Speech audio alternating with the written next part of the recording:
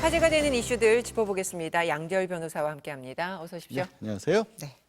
자, 이재명 대표의 검찰 소환 소식부터 보겠습니다. 대북 송금 의혹과 관련해서 검찰이 30날 출석해서 조사를 받아라 했는데 이 대표가 직접 바로 나가겠다 뭐 이렇게 얘기를 하면서 좀 갈등이 있었잖아요. 네. 그래서 결국 조사는 이루어지지 않았고 검찰이 말한 다음 주 30일 그대로 조사는 진행된다고 봐야 되나요? 그렇지는 못할 것 같습니다. 그러니까 이재명 대표 같은 경우에는 뭐 2년 가까이 이미 조사를 했던 사건이기 때문에 네. 미룰 이유가 뭐가 있느냐라면서 바로 출석을 하겠다라고 했고, 특히 이제 30일 날 나갈 수 없는 이유에 관해서는 본인이 이미 가지고 있는 다른 어떤 일정들이 잡혀 있는 상황이기 때문에 30일에 응할 수 없다라고 얘기를 했기 때문에 네. 뭐 30일 날 말씀하신 것처럼 조사가 바로 이루어지긴 어렵지 않을까 싶습니다. 이게 원래 소환 날짜가 검찰이 처음에 제시를 하지만 피의자랑 조율을 해서 조정을 할 수 있는 거죠. 그건 뭐 이재명 대표라서가 아니라 네, 그러니까 보통 일반적으로. 일반적인 예. 경우입니다. 뭐 각자 뭐 직장이 있을 수도 있고 자기 일이 있을 수도 있기 때문에 날짜는 처음에 뭐 경찰이 됐든 검찰이 됐든 소환은 이때 가능하느냐라고 먼저 통보를 하고 그 이후에 안 된다라면 시간이나 날짜 같은 거 조정을 하는 그건 일반적인 일인데, 이제 워낙 이제 뭐 지금 제1야당 대표이기 때문에 네. 그리고 많은 관심이 쏠려 있으니까 날짜 하나 바꾸는 거 가지고도 관심이 좀 쏠리는 그런 상황이겠죠.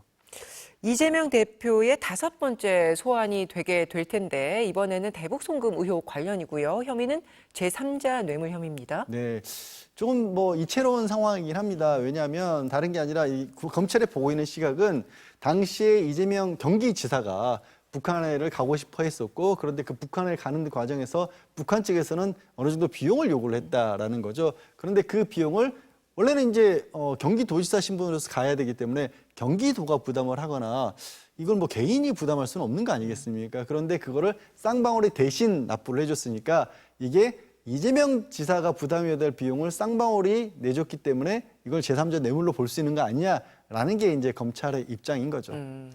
그래서 정치권의 관심 중에 하나가 영장 청구 시기인데요. 회기 중에 이제 국회의원에 대한 영장 청구가 되면 국회법상 무조건 투표를 해야 되니까, 표결을 해야 되니까 비회기 중에 영장을 청구하라. 이재명 대표가 공개적으로 요구를 한 부분이고요.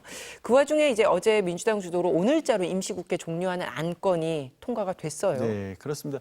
이게 이제 이재명 대표는 사실 당시에 이제 그 국회 연설에서 갑작스럽게 체포 동의안, 그 불체포 특권을 포기하겠다라고 선언을 하지 않았습니까? 그런데 개인적으로 이걸 포기한다고 해서 국회 체포 동의안 표결 절차가 없을 수는 없습니다.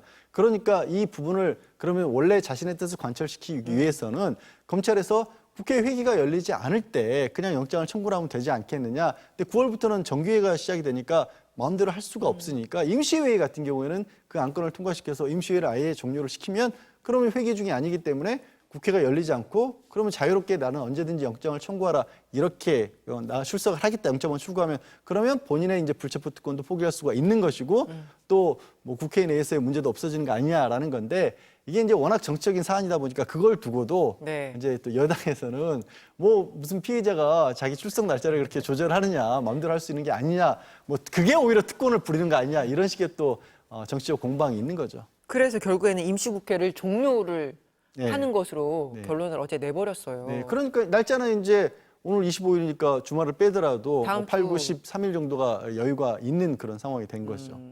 그래서 아직까지 검찰의 조사가 이루어지지 않았기 때문에 일단 조사를 해야지 그와 관련해서 뭐 영장을 청구하든 어떻게 후속으로 이어지니까 이제 사실상 현실적으로는 남아있는 비회기가 된 그 기간 동안 영장 청구는 불가능하지 않나 이렇게 봐야 되는 거죠. 사실은 그렇게 봐야겠죠. 그런데 이제 여기에 대해서도 이제 뭐 이재명 대표 쪽에서는 반론을 할 수 있는 부분이 말씀드린 것처럼 2년 가까이 진행이 됐었고 이화영 지사라든가 전 부지사라든가 아니면 김성태 전 쌍방울 회장에 관한 경우는 뭐 구속 수사가 지금 1년 가까이 되었지 않느냐. 이 상황에서 어차피 지금 뭐 부인하고 있는 입장이지 않습니까? 전혀 아는 바가 없다라는 상황이고 그래서 소환 조사를 한다 그래서 그게 뭐 특별하게 달라질 수 있는 건 아니지 않느냐라는 입장으로 보입니다. 이런 가운데 그래서 사법 방해 의혹 검찰은 이 수사를 확대하고 있습니다. 이게 대북 송금 의혹 관련해서 이화영 전 부지사 재판에서부터 봐야 될 텐데 이화영 부지사가 이재명 대표에게 보고를 했다고 이제 검찰에 진술한 게 발단이 됐고 이후에 재판이 파행되고 하면서 이 파행이 민주당의 방해 때문이다. 검찰은 또 이렇게 보면서 이 관련 수사가 이제 확대가 되고 있어요. 그러니까요. 지금 말씀하신 것처럼 이제 언론을 통해서 알려진 게 검찰 수사 과정에서 이화영 전 부지사가 경기도가 북한의 상당 부분의 자금을 지원하면서 이 부분에 대해서 이재명 대표 경기도의 방북도 좀 신경을 써달라라고 식으로 그런 식으로 얘기를 했다라는 사실을 이재명 대표에게 보고를 했다라는 겁니다. 그러니까 기존에 이화영 전 부지사가 얘기했을 때는 전혀 모른다, 전혀 아무런 얘기도 하지 않았다라고 했지만 여기에서는 뭐 대납까지는 아니더라도 어느 정도까지는 이재명 대표가 인지하고 있었던 게 아니냐라는 식의 진술을 했었는데 그 이후에 또 갑작스럽게 이제 이화영 전 부지사의 배우자가 지금 검찰의 회유 협박 때문에 그런 일이 벌어진 것이다라는 주장을 했고 뭐 재판 과정에서 이 두 사람 간의 실랑이도 좀 있었고 심지어는 이제 실제로 이화영 전 부지사의 재판을 변호를 쭉 주로 맡고 있었던 법무법인이 뭐 법무법인으로 하여금 사임을 하라라는 요구를 했다가 또 이화영 전 부지사는 나의 뜻은 그런 뜻이 아니다라고 해서 계속 유지를 시켰다가 결국에는 지난 22일 재판을 앞두고 사임을 하지 않았습니까? 네. 그런 어떤 일련의 일들이 벌어진 게 검찰에서는 이거는 지금 민주당의 일부 의원들이 나서서 이걸 방해를 하고 있기 때문에 그런 것이다라는 시각에서 이걸 수사를 접근을 하고 있는 거죠. 그래서 이제 예. 근데 이제 한편으로 생각을 해보면 사실 이게 어찌됐든 지금 뭐 2년 가까이 됐다라고 하고 뭐 주요 인물들만 놓고 보더라도 1년 가까이 지금 구속이 된 상황인데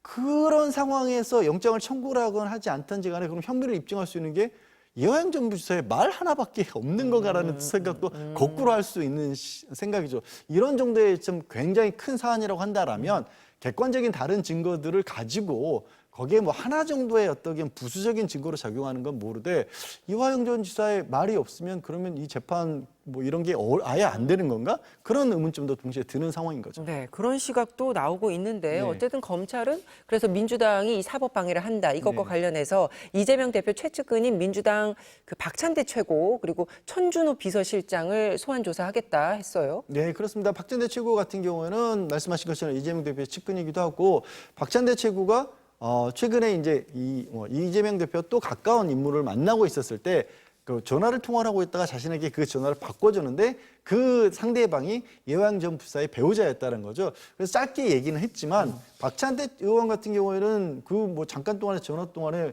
어떻게 뭐 지금 이화영 전 부지사 입장을 바꿀 만한 압력을 행사한다는 건 있을 수 없는 일이라는 거고 네.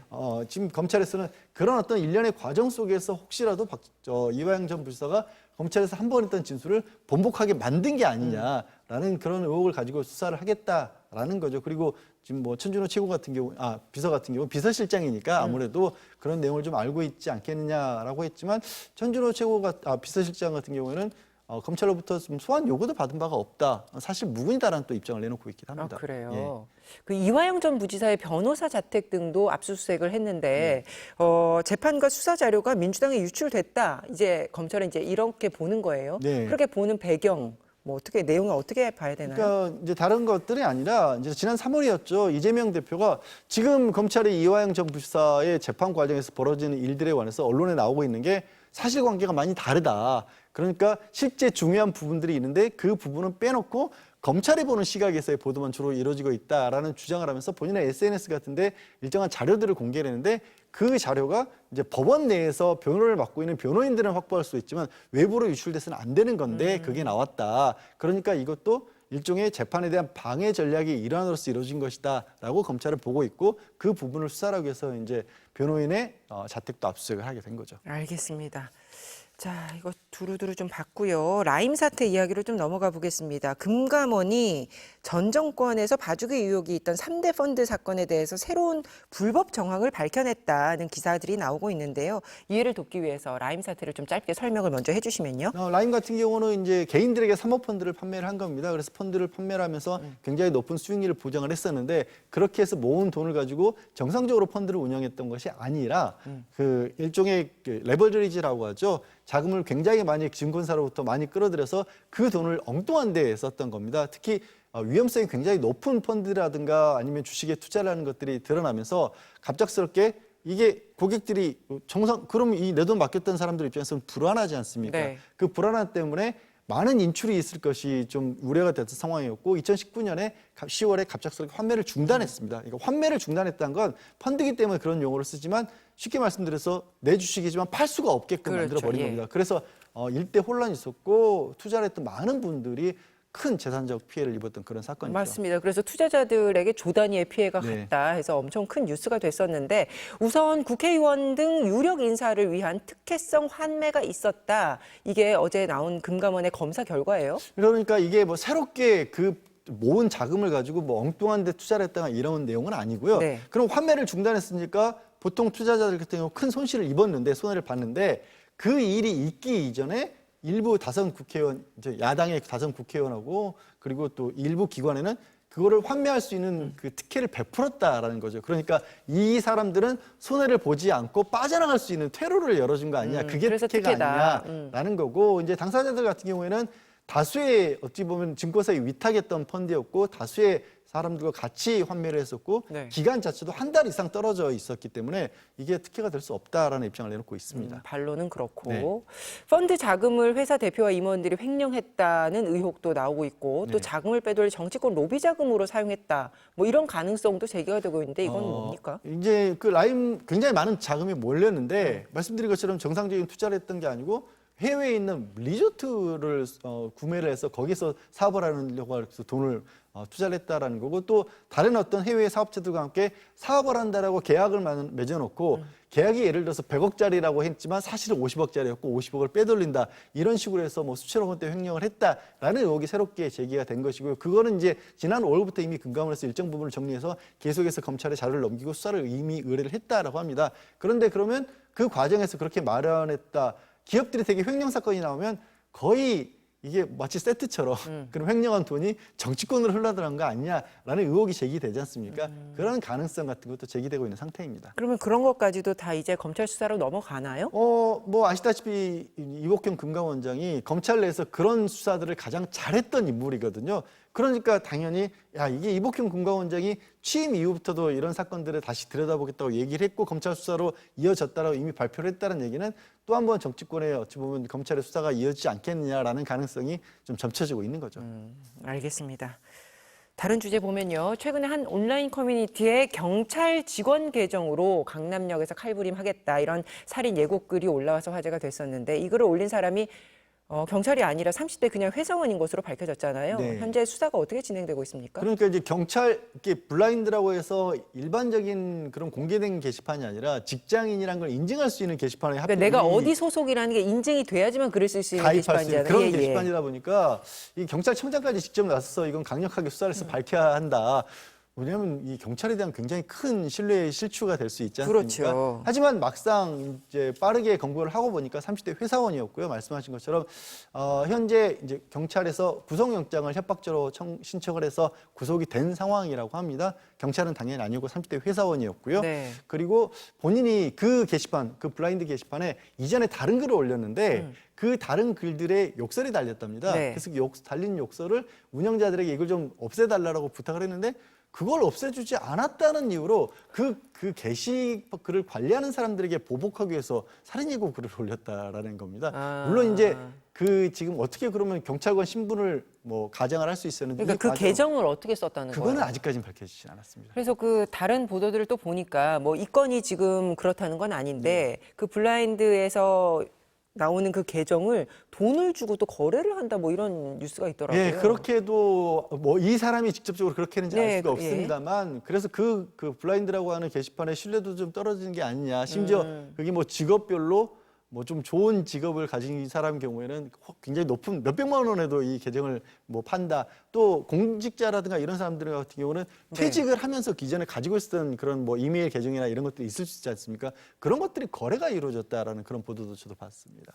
앞으로 이런 살인 예고글을 올리면 정부가 민사상 손해배상 청구하겠다라고 했고요. 그리고 이 살인 예고글에 대한 형사적 책임을 강력하게 묻기 위한 법 개정도 추진된다 네. 하던데 좀 설명해 주세요. 지금 이제 그 굉장히 불안감이 많이 우리 사회에 올라가 있다 보니까 예전 같으면은 그냥 장난 정도로 치부할 수 있는 글들도 그냥 넘어가기는 어렵지 않습니까? 많은 인원이 동원해서 수사를 해서 검거를 하고 영장을 청구하고 이런 일들이 벌어지고 있고 그 인원은 사실 국가적인 낭비라고 볼 수 있기 때문에 과거에도 장난 전화를 심하게 반복했던 사례 이런 경우에는 손해배상 청구를 했던 사안이 있었거든요. 그래서 그 어떤 판례들의 기초로 해서 손해배상 청구를 하겠다는 거고 또 지금은 사실 이제 이 조금 전에 말씀드렸던 30대 회사원 같은 경우 영장 청구까지 해서 구속까지 이어지긴 했지만 실제로 법적인 재판장에서 유죄가 나올지도 의문이거든요. 왜냐하면 협박이라고 하는 게 그냥 막연하게 누구를 해치겠다라고 했을 때는 사실은 당사자, 피해자가 특정이 안 돼서 이게 과연 유죄로까지 이어질 수 있을지 이미 좀 의문이기 때문에 그럼 그런 소지를 없애기 위해서 아예 공공에 대한 협박죄를 새로 만들자. 그래서 이런 경우를 처벌을 하자. 이런 논의가 이루어지고 있는 겁니다. 알겠습니다. 자, 오늘 말씀 고맙습니다. 네, 고맙습니다.